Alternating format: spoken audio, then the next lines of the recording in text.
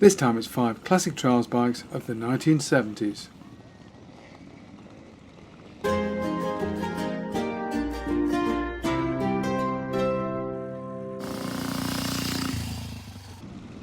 In the 50s, trials had been very different. Large, heavy machines with big 4-stroke single engines.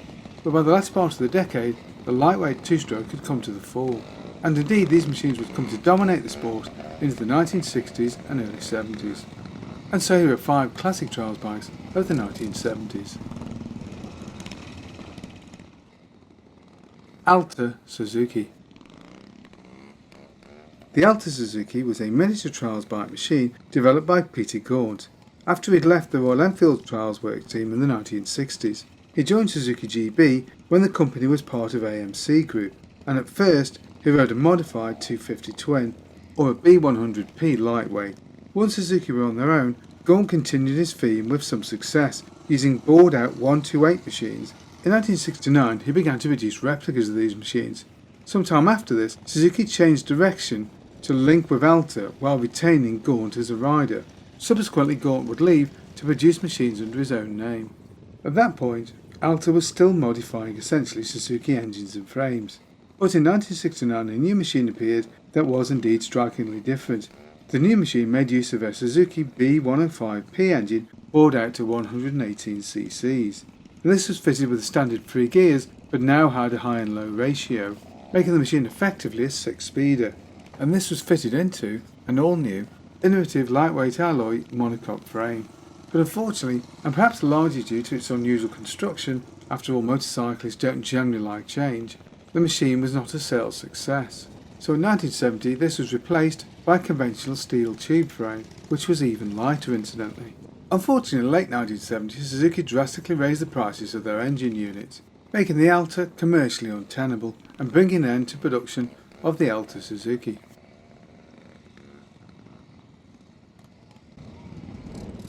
Bultaco. Bultaco was founded in 1958 by Francesc Balto. He was a former director of the Montesa motorcycle company. But in the late 50s, the downturn in the European bike market had already begun, and faced with declining sales, some members of the Montesa board wanted to withdraw from racing as a cost-cutting measure. Balto, however, thought this was a mistake and would take away from the prestige of the company, and in the long run negatively affect sales. But the company went with ceasing racing and Balto left. But just a few days later, in a meeting with some former members of the Montesa competition shop, the decision was made to form their own company, and so Bultaco was born. The new company grew quickly and, not surprisingly, became heavily involved in competition, both on and off-road, with their road races being used with some success by young Barry Sheene. But in trials their machines became synonymous with Sammy Miller. Miller would win the Scottish 6-day trial in 1965, but then repeat the feat in 1967 and 1968, as well as the European Trials Championship in 1968 and 1970. And these successes would help to push the sales of the over-the-counter Sherpa range. But in reality, Bultaco was a minnow and couldn't compete as the Japanese began to enter the trials market. The factory closed in 1979, but would reopen in 1980, but would close yet again in 1983. In 2014, a series of electrical motorcycles were introduced which bore the Bultaco name.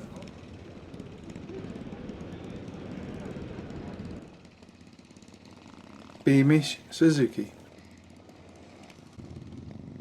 The Beamish story is in some ways rather like that of the earlier Alta.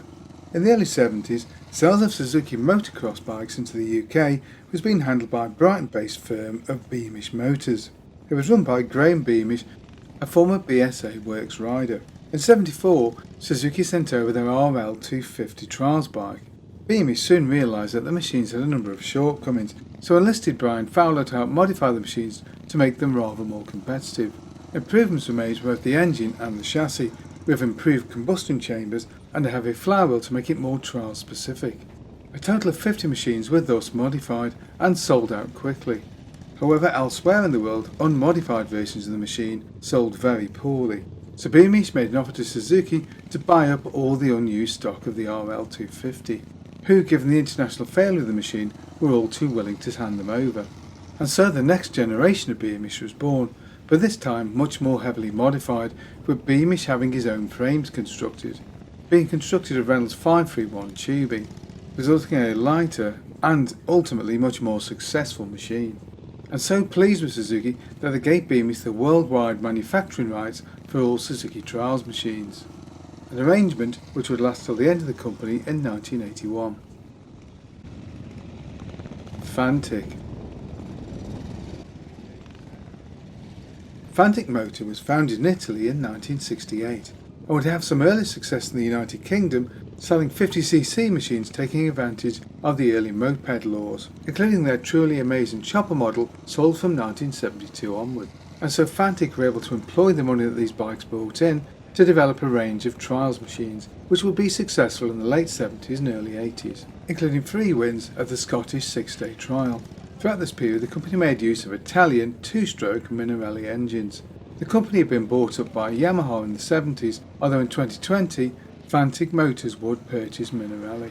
Fantics are available in a range of engine sizes, with the 200 actually a 156cc, a 240 and a 300. Not surprisingly, the 200 is the more nimble. The Fantic 200 was essentially a slightly enlarged version of the 125, which had first appeared in 1978. The single-cylinder 2-stroke engine had a bore and stroke of 62 by 52 and produced a claimed 14 horsepower at 5,750 rpm. This was then fed through a 6-speed gearbox, and the whole bike weighed in at just 192 pounds or 87 kilograms. The Fantic company survives through to today and produces competition machines both on and off-road.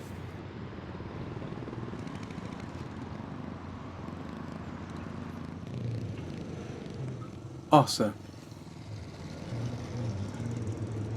Orfeo Synchronic Sociedad Anónima, or Ossa for short thank goodness, was a company founded in Spain in 1924. Although the first products manufactured by the company were in fact movie projectors, a long way from motorcycles. And in fact the company's emblem represents the escapement mechanism of a film projector, although it's often confused with a 4-leaf clover. And this idea is further muddied because the emblem is often painted green, and over the years has come to more closely resemble a 4-leaf clover. And this is likely intentional because of course a 4-leaf clover in many cultures is seen as a good luck charm.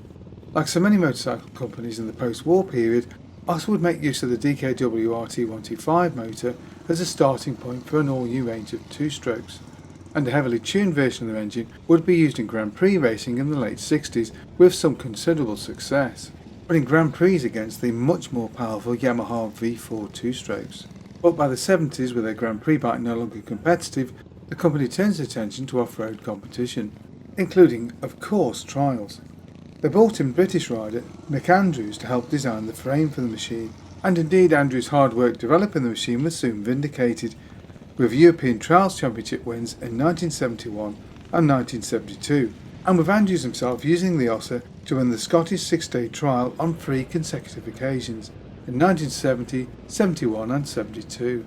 But for a small company like Ossa, the market was becoming increasingly difficult, despite their competition success. And indeed, rather like Triumph a few years earlier, by 1984 the company was being run by a workers' cooperative, who would later change the name to Ossa Motor, although the original Ossa name would be revived in 2010, with the new company producing a range of enduro and trials machines. Unfortunately, a series of mergers and takeovers meant that by 2015 the name was once again defunct. What bikes or collections of bikes would you like to see us cover in a future video? Maybe you've got a bike we can use for a test ride. Either way, get in touch below. Hope you enjoyed the video. If you did, don't forget to like and subscribe, and of course, thank you very much for watching.